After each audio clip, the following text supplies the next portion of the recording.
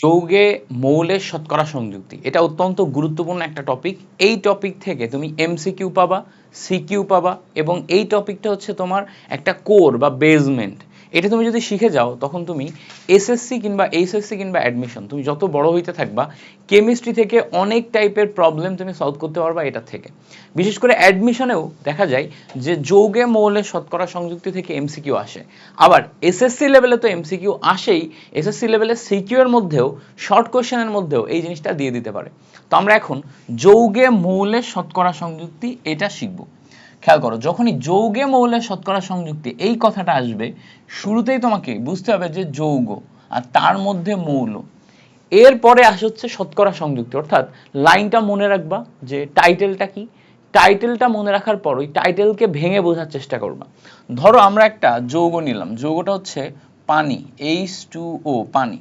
এই পানির মধ্যে তুমি যদি ভালো করে খেয়াল করলে দেখো দুইটা হাইড্রোজেন আছে আর একটা অক্সিজেন আছে। তো এইটা হচ্ছে আমাদের যৌগ, এইটা হচ্ছে আমাদের যৌগ, ঠিক আছে। আর এই দুইটা হচ্ছে আমাদের মৌল, হাইড্রোজেন এবং অক্সিজেন।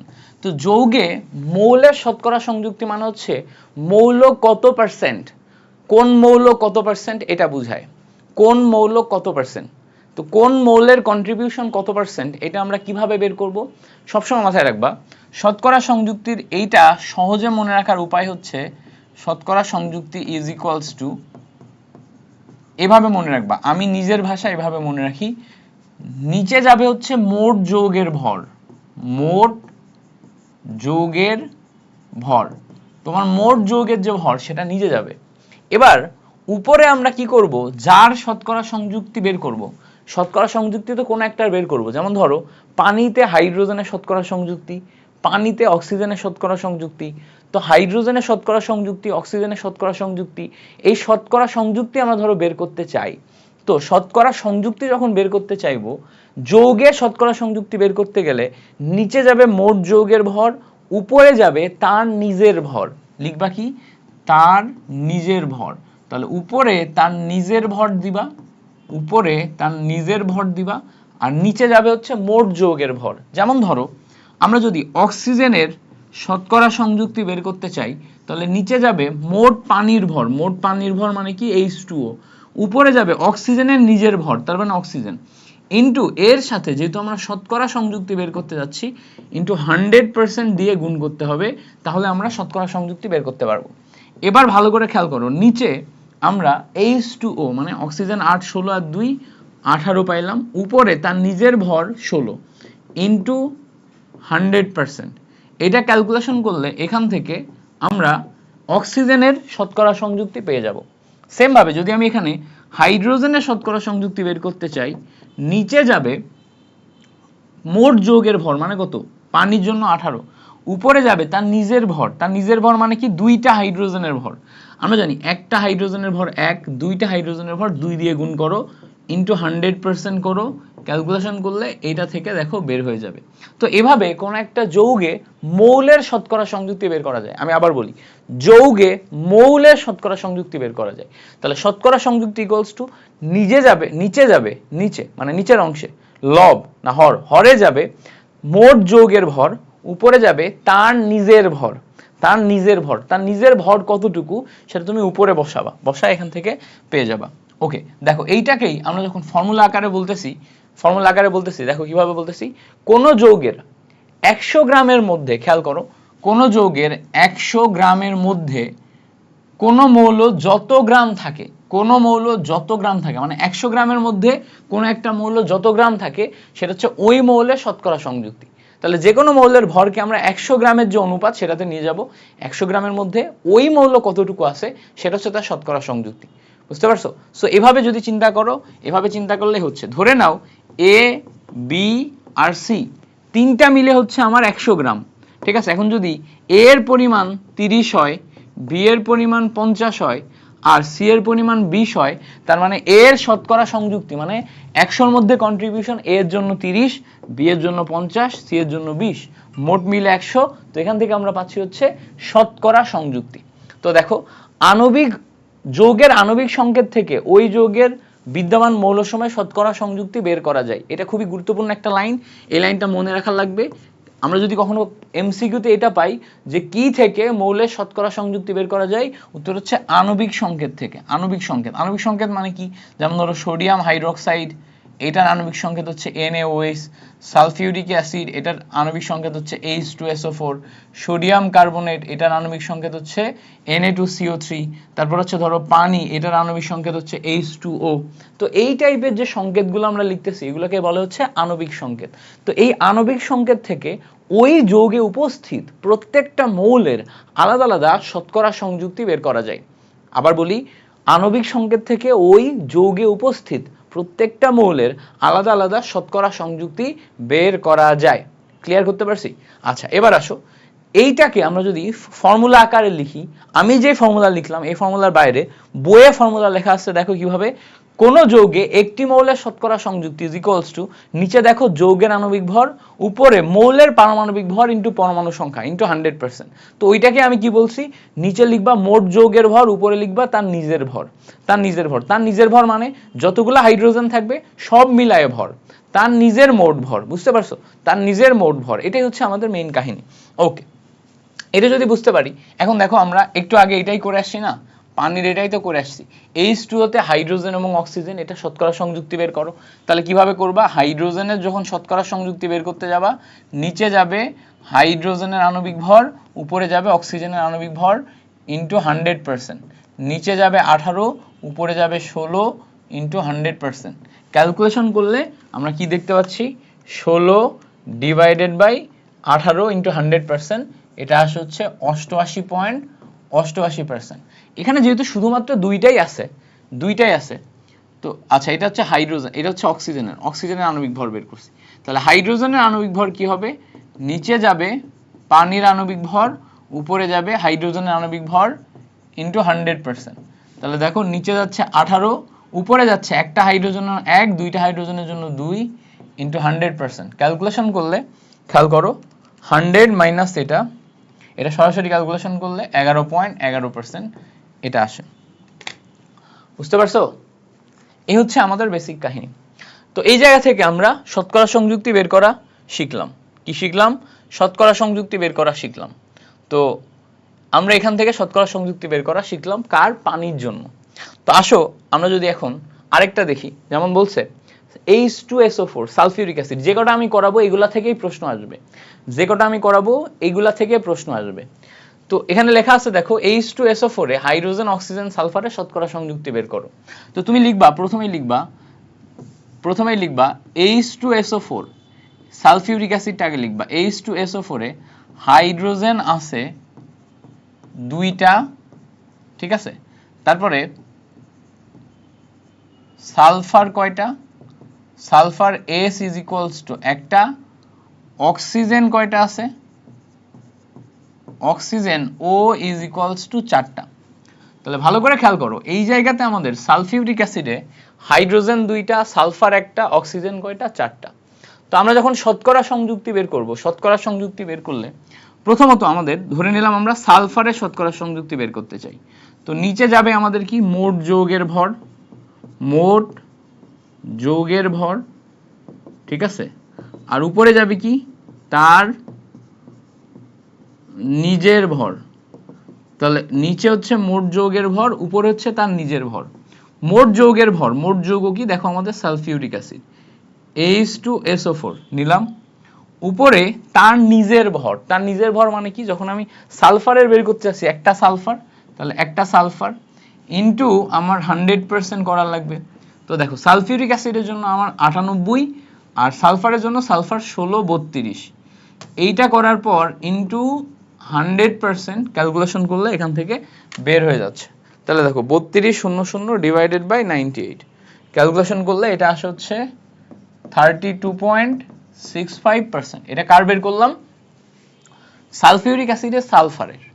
আচ্ছা, এবার সালফিউরিক অ্যাসিডে আমি যদি অক্সিজেনের বের করতে চাই, নিচে যাবে সালফিউরিক অ্যাসিডের আণবিক ভর, উপরে যাবে অক্সিজেনের আণবিক ভর। অক্সিজেন কি? একটা অক্সিজেন।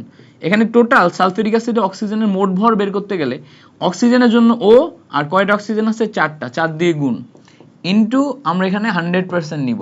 আচ্ছা, দেখো নিচে যাচ্ছে কত, সালফিউরিক অ্যাসিডের জন্য 98, উপরে অক্সিজেন 8 16, কয়টা অক্সিজেন 4টা, ইন্টু 100%।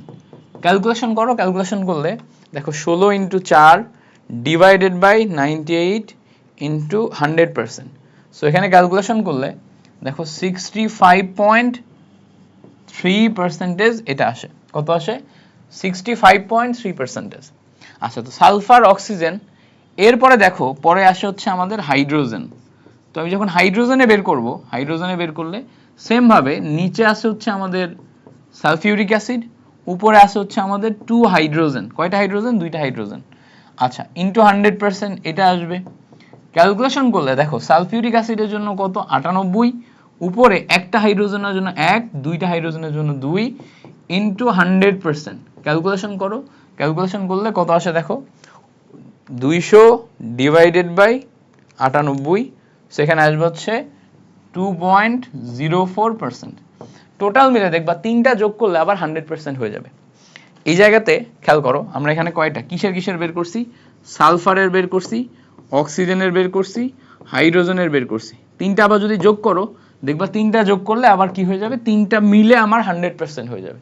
তাহলে এখানে আমার বলছে সালফিউরিক অ্যাসিডে হাইড্রোজেন, অক্সিজেন, সালফার এইগুলার শতকরা সংযুক্তি বের করো। তাহলে শতকরা সংযুক্তি বের করতে বললে পারবো কিনা বলো?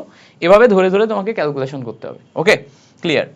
আচ্ছা, এবার দেখো সবগুলাই তো করাই দিব, যেহেতু আমরা মাস্টার ক্লাস করতেছি, মাস্টার ক্লাসে আমরা কিচ্ছু বাদ দিব না। এই ক্লাস করলে মোর দ্যান এনাফ, সব সলভ হয়ে যাবে, যত ধরনের কোশ্চেন আছে সব সলভ হয়ে যাবে। সো এখানে দেখো আমরা এখন অ্যালুমিনিয়াম সালফেটের ক্ষেত্রে অ্যালুমিনিয়াম, সালফার এবং অক্সিজেনের শতকরা সংযুক্তি বের করতে চাচ্ছি। তো আমরা এখানে দেখতে পাচ্ছি Al2SO4 অ্যালুমিনিয়াম সালফেট যৌগে আমাদের অ্যালুমিনিয়াম আছে 2টা। অ্যালুমিনিয়াম কয়টা? অ্যালুমিনিয়াম আছে হচ্ছে 2টা। তারপরে দেখো সালফার কয়টা আছে? 3 দিয়ে গুণ করলে সালফার আছে হচ্ছে 3টা। আর দেখো গুণ করলে অক্সিজেন কয়টা আছে? অক্সিজেন আছে হচ্ছে 3 এ 4 12টা। তাহলে দেখো অ্যালুমিনিয়াম সালফেট যৌগে আমরা প্রথমে অ্যালুমিনিয়াম, সালফার এবং অক্সিজেন এগুলাকে আলাদা করে ফেলছি। অ্যালুমিনিয়াম সালফেট যৌগে আগে আমরা অ্যালুমিনিয়াম, সালফার এবং অক্সিজেন আলাদা করে ফেলছি। এবার আমরা কি করব, একটা একটা করে তোমার শতকরা সংযুক্তি বের করব। যেমন ধরো অ্যালুমিনিয়ামের শতকরা সংযুক্তি যখন বের করতে যাচ্ছি, নিচে লিখবো হচ্ছে আমরা অ্যালুমিনিয়াম সালফেট, নিচে লিখবো আমরা অ্যালুমিনিয়াম সালফেট, উপরে লিখবো 2 ইন্টু অ্যালুমিনিয়াম। এটা খেয়াল করো, 2 ইন্টু অ্যালুমিনিয়াম ইন্টু আমাদের 100% লিখতে হবে। তো ক্যালকুলেশন করলে দেখো প্রথমে আমার অ্যালুমিনিয়াম সালফেটের আণবিক ভর বের করা লাগবে। অ্যালুমিনিয়াম সালফেটের আণবিক ভর কত একটু আমরা ক্যালকুলেশন করে দেখি।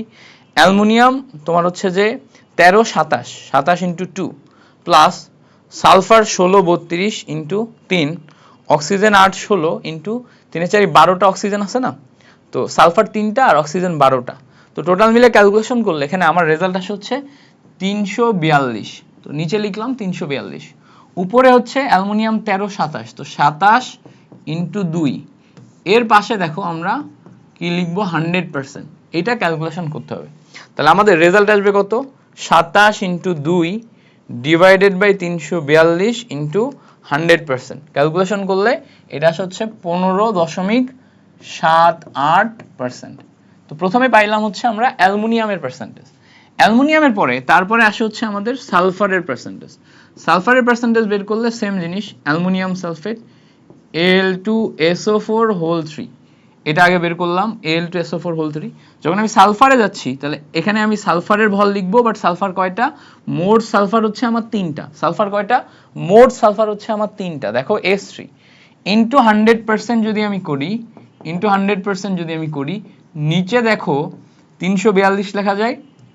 তাহলে উপরে কত হবে, একটা সালফারের জন্য ভালো করে খেয়াল করো, একটা সালফারের জন্য সালফার 16 32, সালফার আছে টোটাল আমার 3টা, ইন্টু 100%। এটা ক্যালকুলেশন করলে বের হয়ে যাবে। তাহলে কি আসবে, 32 ইন্টু 3, আর নিচে আছে হচ্ছে 342, তাই না, 32 ইন্টু 3 342, 100 করলে এটা হচ্ছে 28.07%, 28.07%। এটা হচ্ছে সালফারের পার্সেন্টেজ। আচ্ছা, এবার দেখো সালফারের পর আমাদের পরবর্তীতে আরেকটা আছে কি, আরেকটা হচ্ছে অক্সিজেন। আমি যখন অক্সিজেনের পার্সেন্টেজ বের করতে যাব, সেম ভাবে নিচে যাবে হচ্ছে আমার অ্যালুমিনিয়াম সালফেট, উপরে যাবে আমার অক্সিজেনের ভর। তাহলে অক্সিজেন কয়টা আছে, টোটাল অক্সিজেন আছে 3 এ 4 12টা ইন্টু 100%, এটা লিখে নিলাম। দেখো নিচে আমি 342 লিখলাম, 342 লিখলাম। উপরে আমি কি লিখতে পারি, উপরে ভালো করে খেয়াল করে দেখো, অক্সিজেন 8 16 গুণ 12, কয়টা অক্সিজেন আছে 12টা, ইন্টু 100% করতে হবে আমাদের এখানে। ইন্টু কি করা লাগবে, ইন্টু 100%। তো ক্যালকুলেশন করলে ভালো করে খেয়াল করো, ক্যালকুলেশন করলে 16 ইন্টু 12 ডিভাইডেড বাই 342 ইন্টু 100, এটা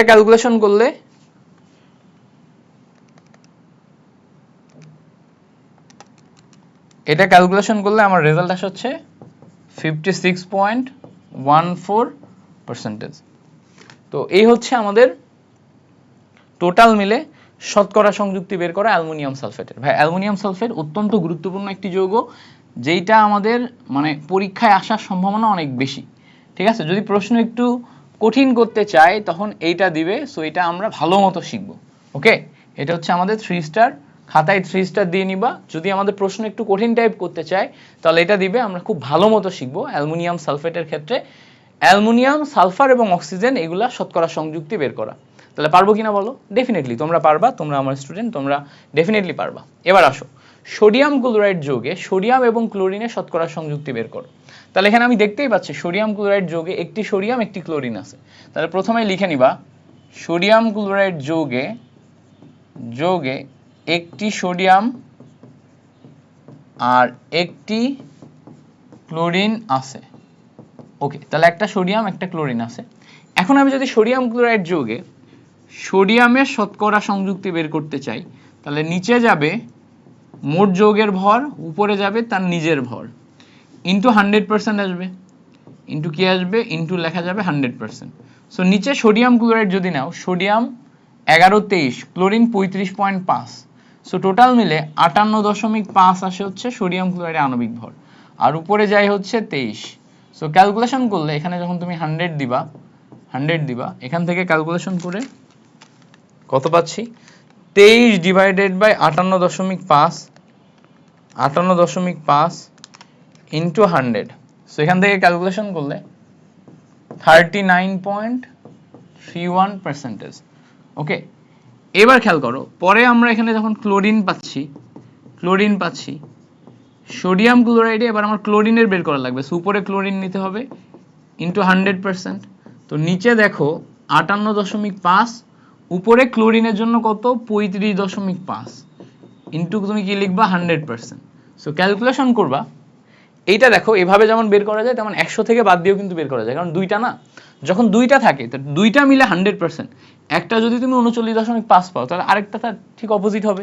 তো ওইভাবে বের করা যায়, চাইলে তুমি এভাবে বের করতে পারো, 35.5 নিচে 58.5 ইন্টু 100%, ক্যালকুলেশন করলে এটা হচ্ছে 60.68% এটা পাওয়া যায়। ঠিক আছে, সো এই হচ্ছে আমাদের বেসিক কাহিনী। এটার মাধ্যমে আমরা সোডিয়াম এবং ক্লোরিন দুইটার শতকরা সংযুক্তি হিসাব করে ফেললাম। আচ্ছা, আমরা দুইটা বের করে ফেলছি। এবার আসো আমাদের এর পরের টপিকে যেতে হবে, শতকরা সংযুক্তি থেকে স্থূল সংকেত নির্ণয়। তো শতকরা সংযুক্তি থেকে স্থূল সংকেত নির্ণয় আমরা যাব, বাট তার আগে আমরা হচ্ছে যে এটা একটা কাট করব, একটু পানি খাবো তাই জন্য।